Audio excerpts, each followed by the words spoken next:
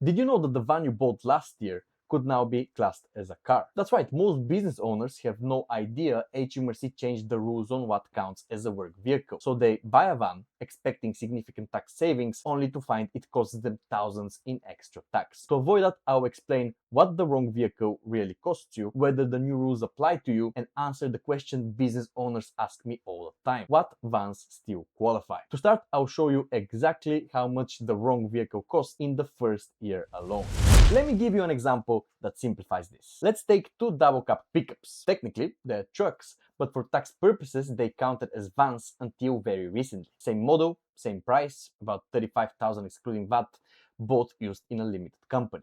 The only difference is that one was bought on 6th of March 2025 and the other one a month later on the 6th of April. That 1 month is worth more than £10,000 in the first year alone, and I'll show you exactly why in a moment. Now, if you don't own a pickup and you're about to switch off, stay with me because this was never really about pickups. It's about vehicle structure. Any work vehicle with a second row of seats behind the driver could potentially be affected. Crew cabs, combi vans, anything with windows and seats in the back. And if that's what you drive, the rules that applied to you didn't start in 2025. It started with a court case back in 2020, which I'll come back to.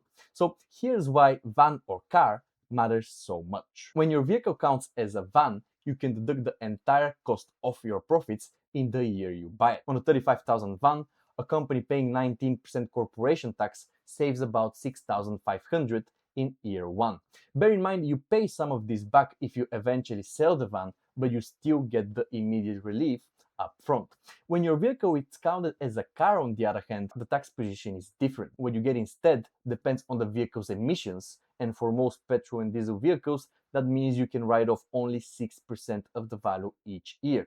So the same truck, treated as a car, saves you under £400 in year one instead of 6,500. Yes, you obtain the relief eventually over time, but at 6% a year, it takes a lot longer compared to getting it up front. So there is a real cash flow benefit of buying a van. So that's what the wrong vehicle costs you on the day you buy it. Now let me show you what it costs you every single year you keep it, because that's the part that actually does the damage.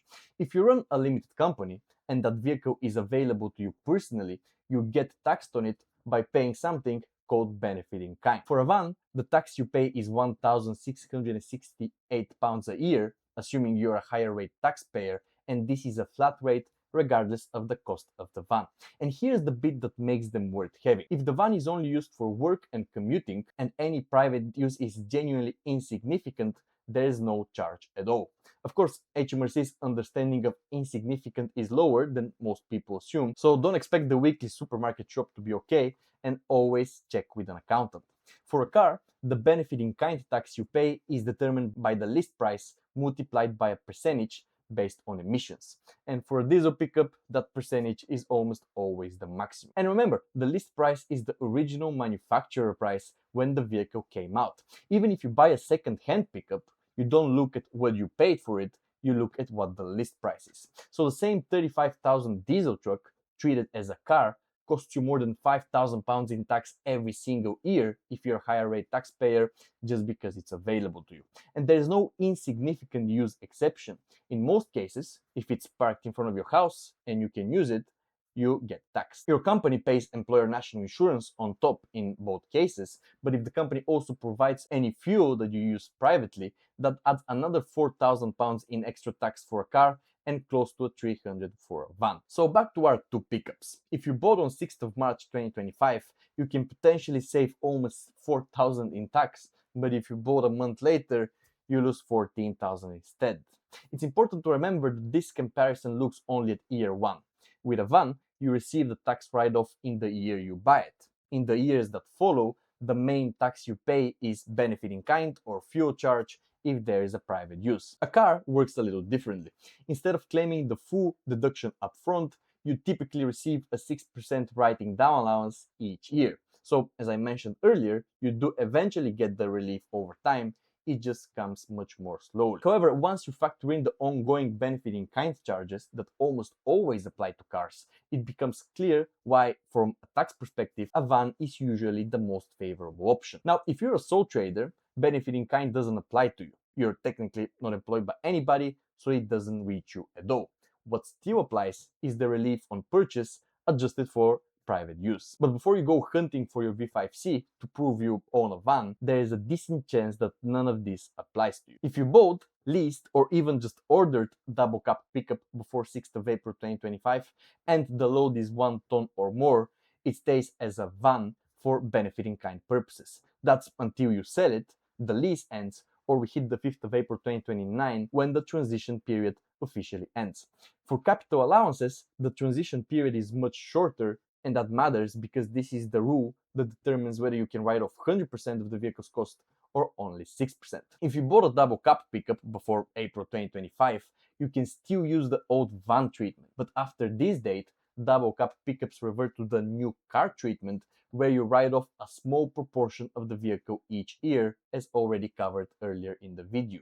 Now, if what you own is an ordinary panel van or a single cab pickup with 1 row of seats, none of these rules relate to your vehicle. But if you own a crew cab or a combi van, that April 2025 date is not what you should be looking at, because this update was primarily aimed at pickups. Your rules changed with a court case back in 2020, and if you've been treating that vehicle as a van ever since, that's worth checking now rather than later. If you're not certain which rules apply to your vehicle, that's exactly what I look at for business owners on a free call. And there is a link in the description below. It's a considerably cheaper conversation than the one that starts with a letter from HMRC. Which brings me as to what everybody asks next. How on earth did HMRC decide a pickup was a car? So let me put it in a way that makes sense immediately. You could technically fill the Ford Fiesta with a copper pipe, tools and bags of sand, drive it to site every day for 10 years and wear the suspension out doing it. And yet not a single person at HMRC would ever call that car a van. What you carry inside a vehicle doesn't change what it is. So what you carry in a pickup doesn't decide it either. The test isn't what you use it for, it's how it's built. And HMRC asks one question: is this vehicle primarily built to carry goods? And there are only two answers available: van or car. There is no box for a bit of both. So if a vehicle is just as good at carrying people as it is carrying goods, it fails. It isn't primarily anything, so it defaults to a car, which describes a double cab pickup perfectly. 5 seats and a load bed. Excellent at both. And being excellent at both is exactly what does the damage. And I know how ridiculous that feels. You might genuinely need the seats to get your lads to site and the bed for tools and materials. That's the whole reason you bought it. But as far as the tax rules go, you're driving a car. And this all comes from a case involving Coca-Cola that finished in the Court of Appeal in 2020. The vehicles actually weren't pickups. They were 3 vans given to service technicians, real engineers, real tools in the back, vehicles the company itself called vans and taxed as vans. HMRC said they were cars. And one of those vans actually won twice at 2 separate tribunals. Then it lost at the Court of Appeal, which decided that unless a vehicle is primarily used to carry goods, it's a car. That's how fine the margin is. So that's how it's decided. Now let me show you what options still work in 2026. Fortunately, you don't need to read obscure government legislation.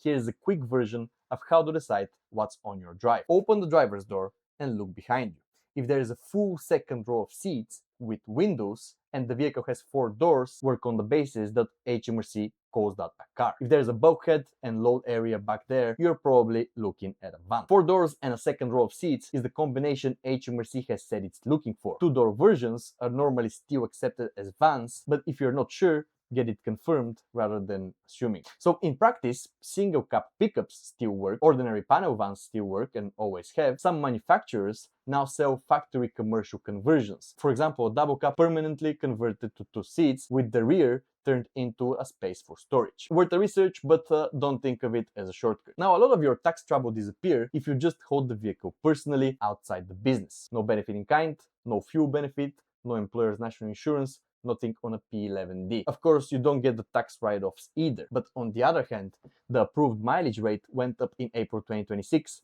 from 45p to 55p for your first 10,000 business miles. So if you're doing considerable mileage, the private ownership might not be the worst decision for you.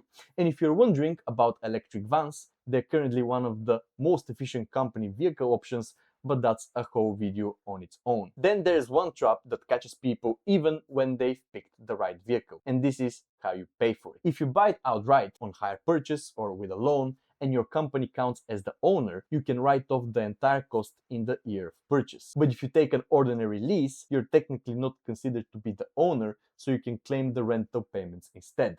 And if it's a car with emissions over 50 grams of CO2, only 85% of the rental payments are deductible. Now here's the thing, I've spent this whole video telling you that a car is the expensive outcome, and for a diesel pickup it absolutely is, but that's not true of every car. Some cost almost nothing to run through your company, and they can actually save you tax. That's exactly what I go through in this video here, so watch that next.